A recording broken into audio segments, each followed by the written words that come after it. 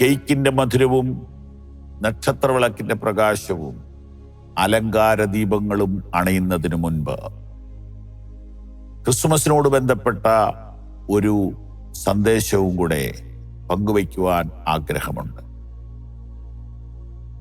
അത് തികച്ചും ആത്മീയമാണ്.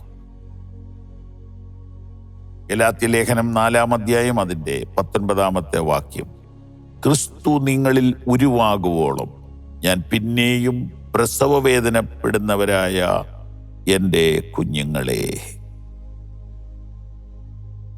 ഈ വാക്യം എന്തിനെ സൂചിപ്പിക്കുന്നു? ക്രിസ്തു പണ്ട് ജനിച്ചതുകൊണ്ട് ഇന്ന് നിനക്കെന്തു പ്രയോജനം? ക്രിസ്തു ബേത്ലഹേമിൽ ജനിച്ചതുകൊണ്ട്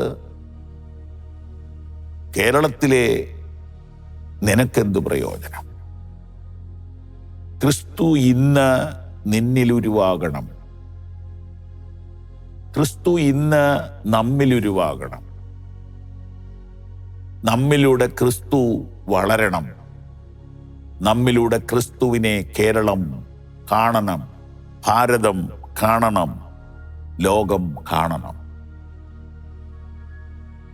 അതിനുവേണ്ടി അപ്പോസ്തലൻ പിന്നെയും പ്രസവവേദനപ്പെടുന്നു.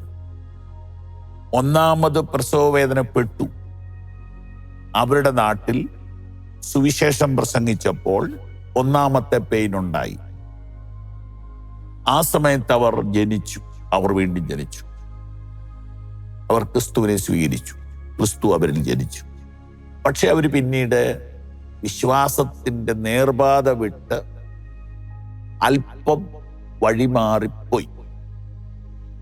അവരുടെ ജീവിതം വല്ലാതെ വഴിമാറിപ്പോയപ്പോൾ അപ്പോസ്തലനായ പൗലോസ് പിന്നെയും വേദനപ്പെടുകയാണ്.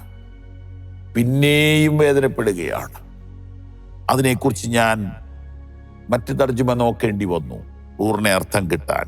My dear children, I am in pain for you like I was when we first met. ഞാൻ പണ്ട് നിങ്ങളെ കണ്ടപ്പോൾ ഉണ്ടായതുപോലെ തന്നെ വീണ്ടും ഞാൻ വേദനപ്പെടുകയാണ്. I have pain like a woman giving birth. ഭൂമിയിലെ ഏറ്റവും വലിയ വേദന പ്രസവവേദനയാണെന്ന് പറയപ്പെടുന്നു. അതുപോലത്തെ വേദന, തത്തുല്യമായ വേദന ഞാൻ സഹിക്കുകയാണ്. എന്തിനാണ്?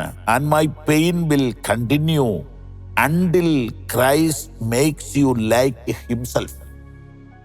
മലയാളത്തിൽ, എൻ്റെ കുഞ്ഞുങ്ങളെ, നിങ്ങൾ ക്രിസ്തുവിന്റെ യഥാർത്ഥ അനുയായികളാകുന്നത് വരെ. എത്ര മനോഹരം!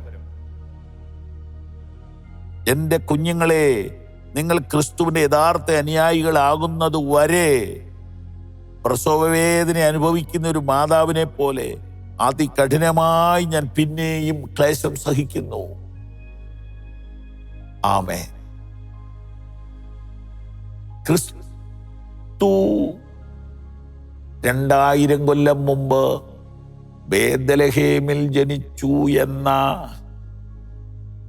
ആ കഥയോർത്ത്, അല്ലെങ്കിൽ ആ സംഭവമോർത്ത് നക്ഷത്ര വിളക്ക് തൂക്കുകയും പടക്കം പൊട്ടിക്കുകയും അലങ്കാര ദീപങ്ങൾ കത്തിക്കുകയും ചെയ്യുന്ന ഞങ്ങളുടെ പ്രിയപ്പെട്ടവരെ,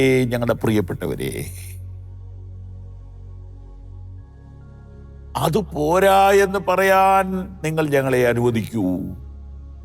പവർ വിഷനിൽ നിന്ന് ഞങ്ങൾ നിങ്ങളെ തട്ടി ഉണർത്തുകയാണ്. അത് പോരാ. ക്രിസ്തു ഉള്ളിൽ വരുന്ന ആ അനുഭവം പണ്ടുണ്ടായിട്ടുണ്ടല്ലേ, അതും പോരാ. അതായത് ഞാൻ വീണ്ടും ജനിച്ചയാളാണ് എന്ന് നിങ്ങൾ പറയുമായിരിക്കും. അതും പോരെന്ന് നോക്കൂ.